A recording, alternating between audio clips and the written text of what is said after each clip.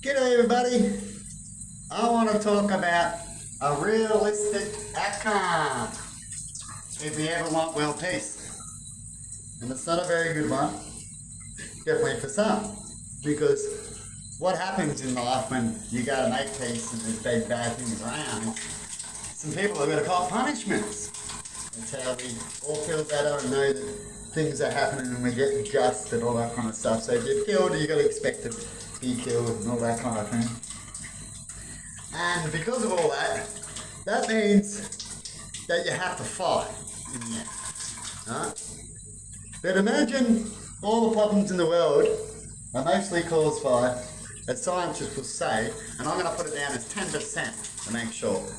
So 10 times more than I've heard before, that they say 1% owns 99% of the world's wealth. Right? They've got it all, they've pocketed it all up, so they're running around as rich as fuck, a few million of them, right? Millions of them, 1% of their population.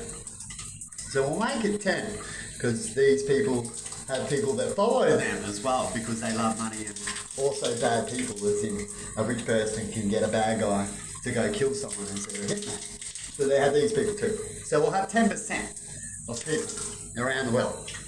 If everyone decided to have world peace and go, alright, these rules are cool, and we make these rules up, which will have punishment in it, right? And these other people won't like it. But the good thing about it is that when it comes to bad people, they're less than us, right? And people that have done bad things that can heal, that haven't killed and stuff like that, can do a little time and get forgiveness and stuff like that. But the murderers and rapists and ones that have made other people die as well by the action they've done and people know about it, they're more likely going to have to get, the death sentence or go away soon, since we don't have a planet, or send them to an island would be the best peaceful way. We could have an island, and we might have to discuss worldwide about what everyone thinks. But you could send them to an island too, you want them to live, right? Or the ones that you don't want around and you can't trust, and the ones that went too far, you got rid of.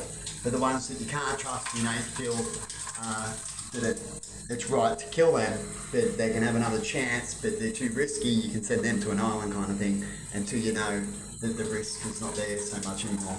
And then you can take them back to the homeland, to the good place. That's a little bit like our test we're in now.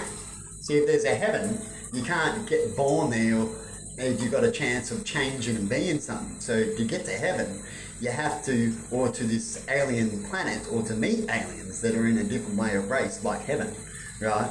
Is that you have to pass the test, you have to prove, or get educated well enough before you get to go to this next place, which is, you can put it as earth is that such thing.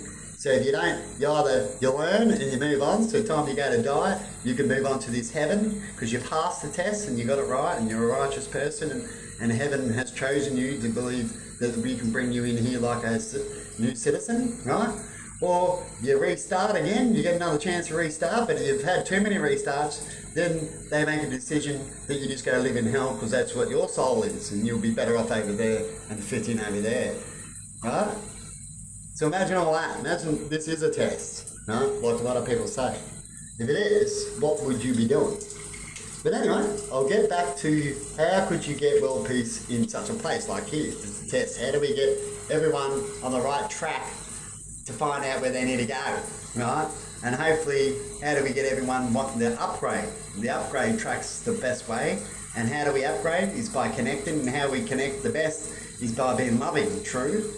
Right, it's why animals connect with us, because they get fed and we're being loving to the ones that connect to us in the wild. I mean, not the ones that people force to connect, because you have that too. And try to say that they're there because they want food and shit, and sometimes they're there not just only because of that and they want to live. It's the only option they have. Like when I have to go walk a dog in the city because I'm in a certain area, the dog has to lose freedom because the rules around that the people are afraid of dogs, or afraid that people will have dogs off the leash in a city, so they punish everybody. It means everybody has to have a leash, right? In cities, like the more crowded, the more the rules enforced, isn't it? Because there's more that are worried to enforce that rule. So if you want to get away with more rules, you get away with bigger areas, and you go out and out from that bigger area, you'll find there'll be more freedom and not so many rules, as we've seen. That's what I think, and that's my opinion of that. So if you don't want to, if you want your dog to run around and it can't run around the city, well, it can run around the bush down the road or on a bush town that accept dogs and stuff like that more, because there's not that many people there to reach and complain, and too many chefs make problems harder, so everyone suffers like cities can cop, right? As everyone's too mixed. But when you go to a smaller country town, everyone knows everyone, and they come more related to the problems that are around them, and they all do similar things and get along, as you see country dogs get along and stuff like that. But anyway, we'll get back to the, well, pizza. I'm starting to upload, I'm in the chef, so I shouldn't be blabbing. I'm lucky here we have plenty of water, so it might cost me some money to pump it and all that kind of thing. But at least I know I'm not making anything worse by having a little bit overshower at the moment. Why there's a shitload of rain happening around here, and our rivers are quite fun. So, and people know around the world that they have those problems. And we should pipe our water to other areas where we have too much, instead of just letting it all go, and lots of ways we can fix it in that way. But anyway, that's a whole different subject. Back to how can we get world peace? Well, we'll have to end up all getting together, which we could, because we're all so connected. So hopefully this will happen before satellites get dropped out of the sky, because when the devil knows, or the minions, the negatives, know that it's coming to this point, they will strike, right? And that's why they win a lot, because they strike while they can, and they know, right? And fear can win a lot. But if people can stand up, and there's enough people around that are similar, like it's happened around the world, similar towns and that, they've managed to stand up and work together, even though they were so spread apart, but it just took longer. We're in a day where things can happen overnight. Things can be well connected overnight if positive people allow positive connections, instead of just a negative taking over and only allowing negative propaganda. You know what I mean? So do we still have any positive out there that can make this happen? I sure hope so. Instead of just the people being the people, because they're trying to shut down the people from doing that, right? To get back to these main things of control, as you see. That's why we can never lose freedom of speech, as it'll be even harder again to get world peace or peace in any country, right? And the first thing the devil wants to take away is your freedom of speech, which is just speech, right? You can say any nasty words, right? And you might get a fine and all that kind of thing. I'm not saying not to fine certain words and certain things, but locking people up or taking their freedom away from them because of the words they're saying. You just don't have to listen, right? As they say, block people. I feel like I've been blocked because of the words I say. You just do things like that, I guess, right?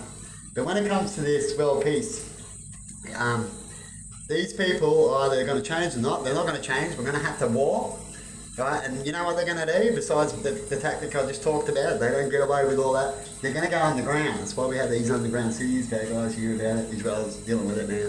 They'll go underground. But what you do is when they go underground is you leave them.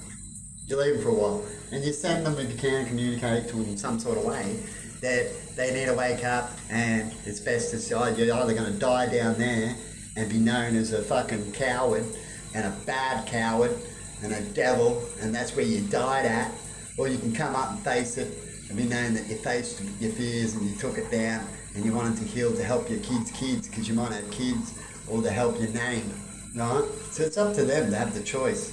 And they'll go down in these holes, and we leave them and we give them time, because we're good people.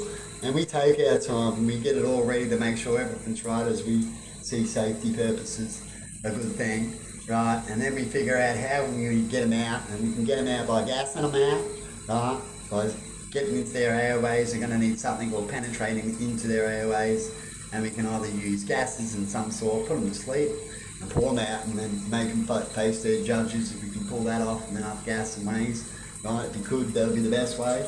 Or if you just wanted them dead and you know they don't want to change, and they're sending out rockets out of the ground and stuff like that, and we haven't got time, then we just flush them out in some sort of way, or gas them with a high toxic gas, or stick bombs down there that it just collapses them. Right?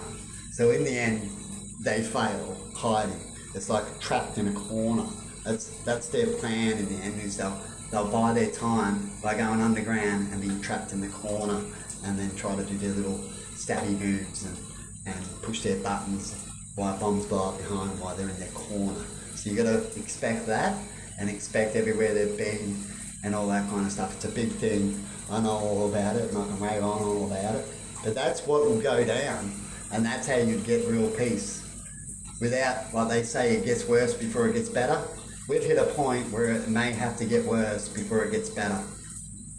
What do you reckon, people? Let me know in comments. Do you think it's possible that these people will have honour and do what I said before and go down with honour and do the right thing, or they won't be able to do it because they're just too used to it and they're too dominant in power and they think it won't happen and they'll just go all the way. A little bit like in the movie The Phantom, right? That monster comes up and it's a big blob and it thinks that it's the ultimate guy and it can't be killed.